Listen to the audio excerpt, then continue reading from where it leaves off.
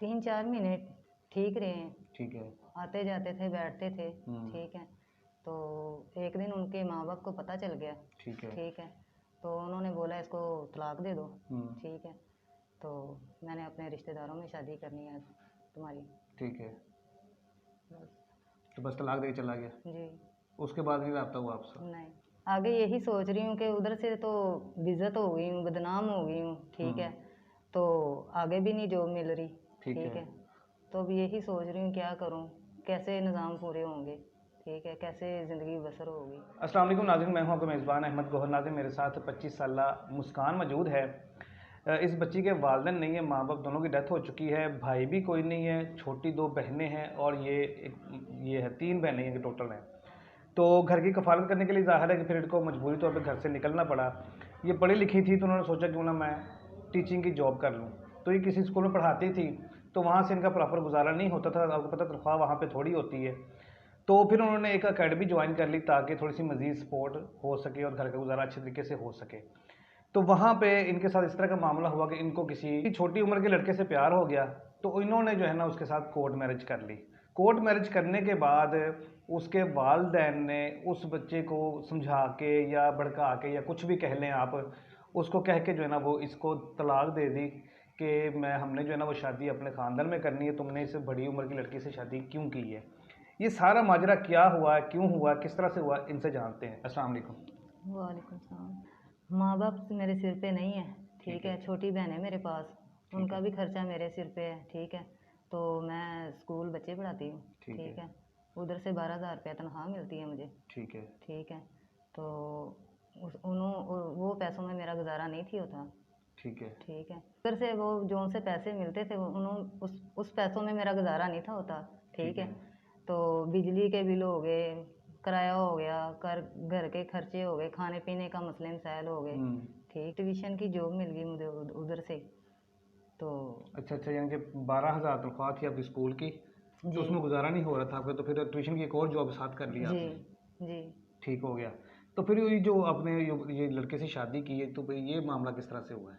उधर बच्चे हर उम्र के थे, छोटे भी थे, बड़े भी थे। ठीक है। तो वो बच्चा मुझे बहुत ज़्यादा देखता था। ठीक है। तो उसे मैं समझा भी देती थी ये आप क्या कर रहे हो। ठीक है। बाकी वो नहीं समझते थे। ठीक है। ठीक है। तो आस्ता आस्ता वो हम बस। आपको भी प्यार हो गया उससे? जी। ठीक है। तो तो शादी कैसे हुई फिर आपकी? फिर शादी हमने जाके कोर्ट मैरिज में की। हम्म। ठीक है। माँ बाप को उनके को नहीं पता था। तो जब पता चला उसको, उनके घर वालों को, तो वो उनको ले गए।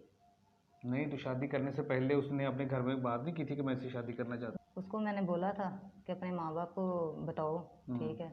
उसने बोला कि नहीं आपकी उम्र ज़्यादा है, तो मेरी कम है, घर वाले नहीं मानेंगे। ठीक है। ठीक है। तो फिर हमने कोर्ट मैरिज में शादी कर ली।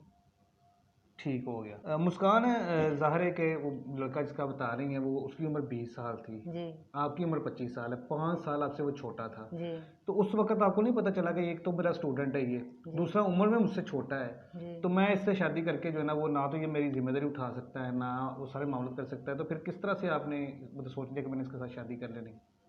बस मैं उसको समझाती रही, वो उसकी समझ में नहीं आई। ठीक है। तो आस्ता आस्ता मुझे भी प्यार हो गया उसके। सही है। ठीक है। तो बस पता नहीं चला। बस प्यार में अंधी हो गई। जी। ठीक हो गया।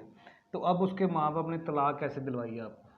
3-4 महीने ठीक रहे हैं। ठीक है। आते जाते थे, बैठते थे। ठीक है। तो एक दिन उनके माँ बाप को पता चल गया। ठीक है। ठीक है। तो उन्होंने बोला इसको तलाक दे दो। ठीक है। तो मैंने अपने रिश्तेदारों में शादी करनी है तुम्हारी। ठीक है। बस। तो बस तलाक दे के चला गया। जी। उसके बाद नहीं रब्ता हुआ आपसे? नहीं। अच्छा मुस्कान, मुझे बताएं कि ज़ाहिर है कि तलाक आपकी हो गई, वो छोड़ के चला गया है, जी। तो आगे अब क्या सोचा है, किस तरह से मामला चलेंगे? छोटी 2 बहनें, उसकी जिम्मेदारी भी है, आपको भी तलाक हो गई है, तो किस तरह से चलेगा सारे मामला? आगे यही सोच रही हूँ कि उधर से तो बेइज्जत हो गई हूँ, बदनाम हो गई हूँ। ठीक है। तो आगे भी नहीं जॉब मिल रही। ठीक है। तो अब यही सोच रही हूँ क्या करूँ, कैसे निज़ाम पूरे होंगे। ठीक है। कैसे ज़िंदगी बसर होगी। 2 छोटी बहनें हैं, उनकी भी जिम्मेदारी मेरे सिर पे है। ठीक है। तो अपनी भी 100 बातें होती हैं, तो कैसे हैंडल करूँ घर के खर्चे वगैरह। तो आपका कोई रिश्तेदार कोई नहीं जो आपको सपोर्ट कर सके? नहीं, रिश्तेदार कोई भी नहीं है, माँ बाप है नहीं है, रिश्तेदार भी नहीं बनते। ठीक हो गया। जी नाज़रीन, अभी आपने इनकी स्टोरी सुनी है और मामला तो हालात आपके सामने हैं। जैसे वो बता रही कि इनको किसी लड़के से प्यार हो, अपने स्टूडेंट से ही प्यार हो गया था, छोटी उम्र का था वो। तो ज़ाहिर है नादानी का जो है ना फैसला था उसका भी और इसका भी, ठीक है। तो इन्होंने कोर्ट मैरिज कर ली, तो माँ बाप ने उसके ऊपर प्रेशर बनाया कि इसे, एक तो लड़की बड़ी है और दूसरा जो है ना वो वैसे छोटा था अभी, तो तीसरा ये था कि उन्होंने अपने ख़ानदान में कहीं शादी उसकी तय की हुई थी पहले से, तो उन्होंने जो है ना माँ बाप ने प्रेशर बना के इसको तलाक दिलवा दी है।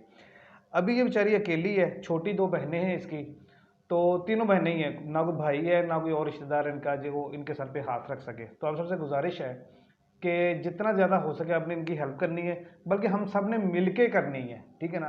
कोई एक सिंगल पर्सन साहिब हैसियत भी जो है ना वो इसकी हेल्प कर सकता है, जो इसकी बच्चियों की कुछ जहेज़ का इंतज़ाम कर दे, या इनकी छोटी बहनों की शादी करवा दे, या कोई इसकी शादी का इंतज़ाम कर सके, या हम सब मिलकर भी थोड़ी थोड़ी करके भी जो है ना इस बच्चे की हेल्प कर सकते हैं। और लाजमी कीजिएगा, जिस तरह के इस वक्त हालात चल रहे हैं, मैं आपको एक बात बताऊं, आजकल बहुत सारी बच्चियां मैं ऐसी देख रहा हूं जो रास्ते से भटक रही हैं, सिर्फ भूख की वजह से, गुर्बत की वजह से। तो आप सबसे गुजारिश है कि लाजमी कीजिएगा, ऐसा ना हो कि ये बच्ची भी किसी गलत रास्ते पे चली जाए या गलत हाथों में चली जाए। इजाज़त दीजिए, अल्लाह निगहबान।